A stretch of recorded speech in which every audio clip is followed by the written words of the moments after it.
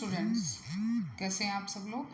आज की क्लास में हम स्किल ऑफ रीइंफोर्समेंट पढ़ेंगे, पुनर्बलन कौशल। मीनिंग की अगर बात करें तो पुनर्बलन उन उद्दीपकों के प्रयोग को कहते हैं जिनके प्रस्तुतिकरण या हटाने से किसी अनुक्रिया के होने की संभावना बढ़ जाती है। यानी जैसे बच्चा किसी आंसर को देता है और टीचर उसको अप्रिशिएट करता है या उसके गलत आंसर को भी उतना गलत तरीके से नहीं बताता है या उसको भी एक पॉजिटिव वे में ही अप्रिशिएट करता है, तो जो रेस्पॉन्स है बच्चे के लिए वो उसका रेस्पॉन्स की संभावना जो है वो बढ़ जाती है। पुनर्बलन से अनुक्रिया कारक को उसके द्वारा किए गए कार्यों की सूचना तुरंत मिल जाती है, क्योंकि जो भी रेस्पॉन्स दे रहा है, जो बच्चा क्वेश्चन का रेस्पॉन्स दे रहा है, साथ के साथ अगर टीचर उसे अच्छा या और प्रयास करो या बहुत अच्छा इस तरह से कहता है, तो जो उसने अनुक्रिया दी है उसकी तुरंत ही उसको इन्फॉर्मेशन मिल जाती है। अब जैसी भी इन्फॉर्मेशन उसे मिली है, अगर बहुत अच्छा है या कुछ कमी है उसमें, तो वो उस कार्य को सुधार करता है और उसकी त्रुटियों को दूर करने का प्रयास करता है।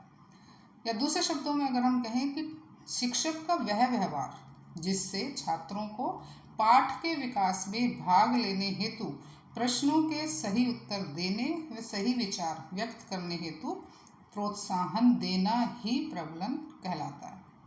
यानी बच्चे को जो भी वो पढ़ने के बाद बच्चे रेस्पॉन्स कर रहे हैं या बच्चा लर्न कर रहा है, उसको उसी समय प्रोत्साहन देना वही पुनर्बलन होता है।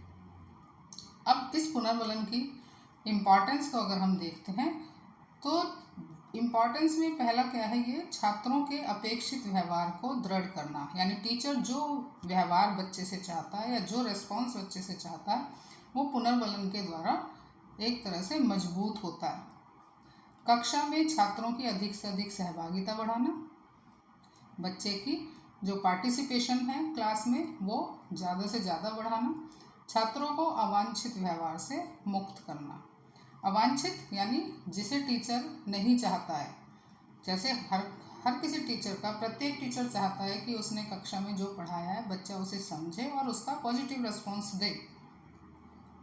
तो पॉजिटिव रिस्पॉन्स उसे कब मिलेगा, जब टीचर जो उससे आंसर चाह रहा है वो करेक्ट आंसर ना देने पर भी टीचर उसे डांटने के बजाय उस आंसर को करेक्ट करके उसे कहे और उसको ऐसे शब्दों का प्रयोग करे जिससे कि बच्चा मोटिवेट हो।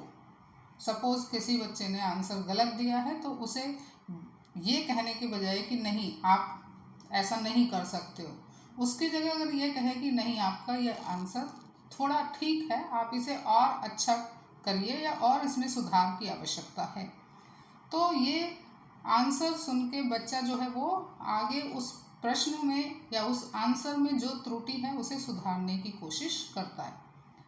तो इस तरह से जो अपेक्षित व्यवहार है टीचर जो चाहता है बच्चे में, वो इसमें फिर दृढ़ हो जाता है।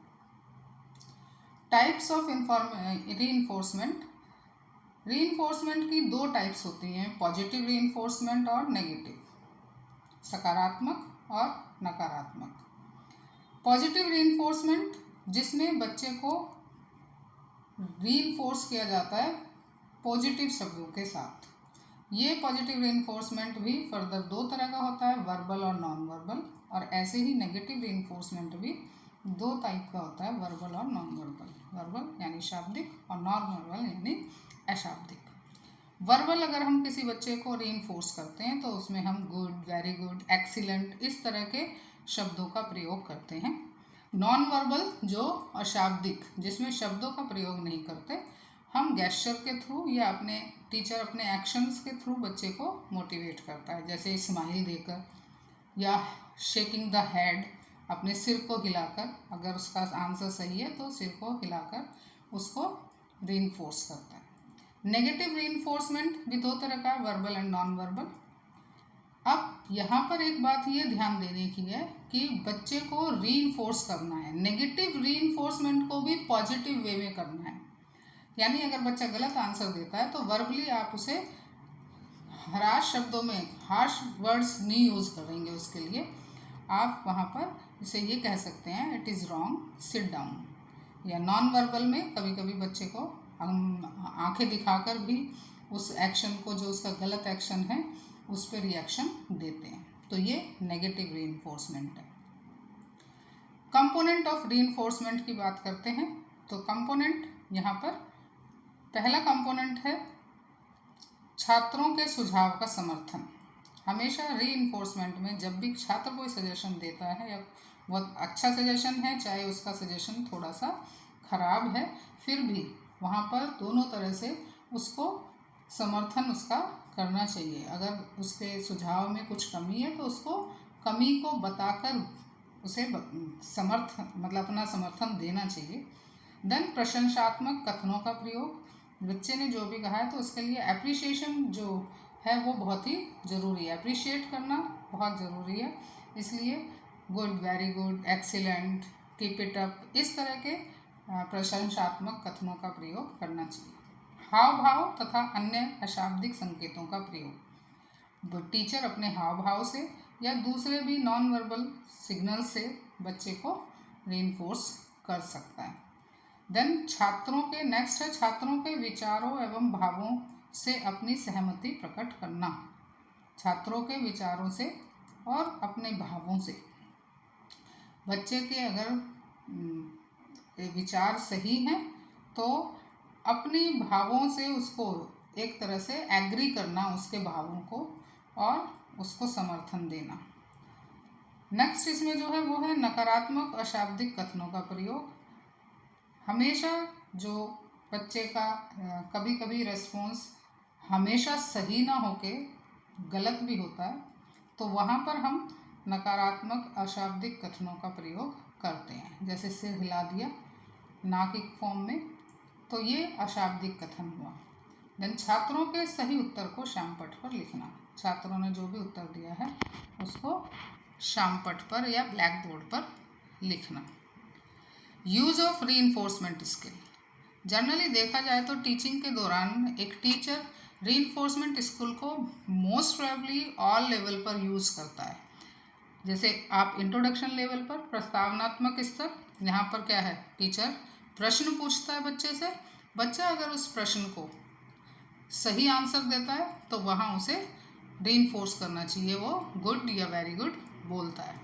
तो एक हम इंट्रोडक्शन लेवल पर टीचर यूज़ करता है रीइंफोर्समेंट को।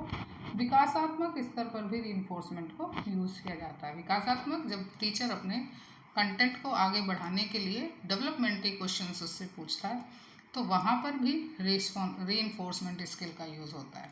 इवैल्यूएशन लेवल पर, मूल्यांकन स्तर पर भी रीइंफोर्समेंट स्किल को यूज़ किया जाता है।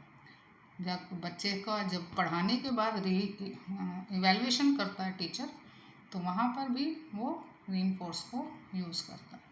तो ये यूज़ है, इसको तीनों लेवल पर हम यहाँ पर रीइंफोर्समेंट को। अब रीइंफोर्समेंट से रिलेटेड एक लेसन प्लान है जो मैंने बनाया है। ये लेसन प्लान जो रेडीमेड आपकी कॉपी मिलती है उसमें है। हालांकि इसमें मैंने टीचिंग एड वाला कॉलम नहीं बनाया है। आप ये घटक या कौशल के बाद एक कॉलम और भी इसमें बना सकते हैं। इसमें तो बने हुए नहीं थे, लेकिन कुछ कुछ किताबों में बना हुआ था, तो वहाँ आप अपना टीचिंग एड लगा सकते हैं। तो यहाँ पर क्लास, इसमें क्योंकि एंट्रीज नहीं थी, बट आप पहले उसमें क्लास की एंट्री, डेट, आपका सब्जेक्ट कौन सा है और उसका ड्यूरेशन कौन सा है वो लिखेंगे। तो ये बायोलॉजी का है और ये 7th क्लास का लेसन प्लान है। तो यहाँ पर पहला प्रश्न जैसे टीचर पूछ रहा है बच्चे से, पौधे के कितने भागों में बटा होता है पौधा। तो बच्चा जो आंसर देता है वो देता है पौधा जड़, तना और पत्ती में बटा होता है। तो ये आंसर सही है, तो इसलिए टीचर उसको बहुत अच्छा कहकर उसका उत्साहवर्धन करेगा। तो यहाँ पर जो कंपोनेंट है वो क्या आ जाएगा, बच्चे का उत्साहवर्धन करना। इसी तरह से सेकंड क्वेश्चन में वो जड़ का कार्य पूछता है, तो बच्चा जड़ का कार्य बता देता है कि जड़ पौधा खनिज लवण पहुँचाती है। तो यहाँ पर ये सिर हिलाकर वो सही प्रतिक्रिया दे रहा है टीचर। सिर हिलाकर मतलब ये अशाब्दिक सकारात्मक पुनर्वलन का उसने प्रयोग किया है।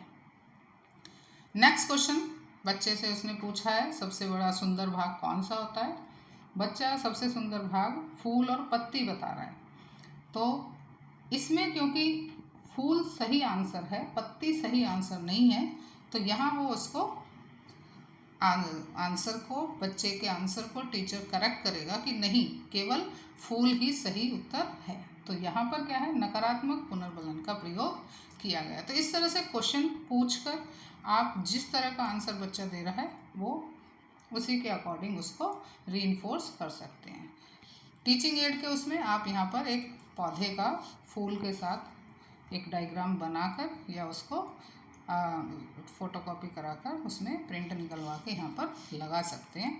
ये दूसरी तरफ जो कंपोनेंट्स दिए गए हैं, इन्हीं कंपोनेंट्स को यहाँ पर लिखना होता है और जो क्वेश्चन पूछा उसी के अकॉर्डिंग उसको आगे करना होता है। तो आई थिंक ये आपको समझ में आया होगा रीइंफोर्समेंट स्किल। इसी के बेस पर आप दूसरे सब्जेक्ट्स के भी स्किल्स को इस स्किल के बना सकते हैं लेसन प्लान। होप आपको ये समझ में आया होगा। अगर समझ में आया तो लाइक एंड शेयर करिए, नए हैं तो सब्सक्राइब करिए। Thank you.